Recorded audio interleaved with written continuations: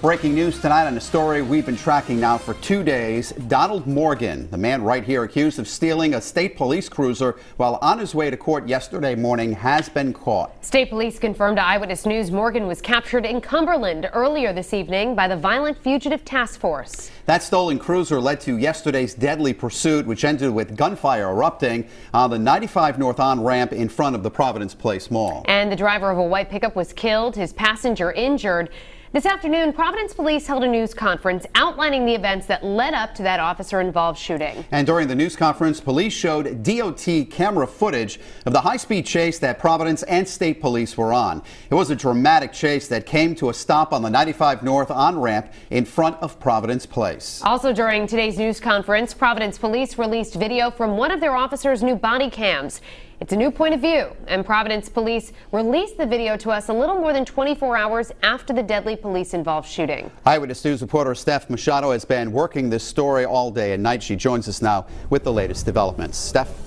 Well, state police tell us they will release more details about Morgan's arrest tomorrow, including what charges he is facing. The 35-year-old's escape from police custody yesterday set off a chain of events that ended in that deadly police shooting of a different suspect.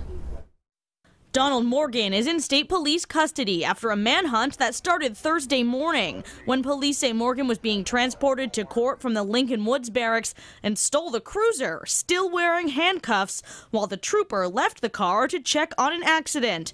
That cruiser later found ditched in Providence, but Morgan remained on the run until Friday night. The manhunt for him sparking a separate deadly police shooting of a 32-year-old man, Joseph Santos. His passenger, Christine Demers, was shot and injured after a chase of his truck. The reason? Because a witness told Providence police they saw Morgan jumping into the bed of a white pickup after ditching the state police cruiser. A few white pickup trucks are stopped in this city of Providence and released immediately, eliminating them as suspect vehicles. But police say this white pickup did not stop. According to police, he fled from both Cranston and Providence cruisers trying to pull him over.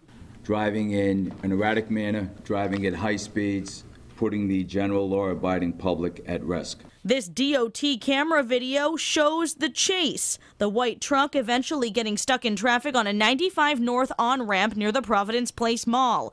In the video, you see the driver ramming the truck into another car, then backing up, sending officers jumping out of the way. That, Colonel Hugh Clements says, is why police used deadly force. 5 Providence officers firing, 1 body camera capturing video. An unknown number of state police troopers also opened fire. More than 40 rounds in all. Joseph Santos died on scene. We're trained when we use deadly force is to eliminate. It's just that, deadly force.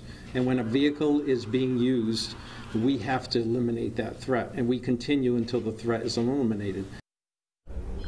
And Rhode Island State Police did not attend today's news conference with Providence Police and declined to comment today about their troopers who also opened fire. But they are holding a news conference tomorrow morning about the capture of Donald Morgan. So we will ask them some of these unanswered questions and bring you the latest, including what charges Donald Morgan is facing tomorrow on Eyewitness News. Live in the newsroom, I'm Steph Machado, Eyewitness News.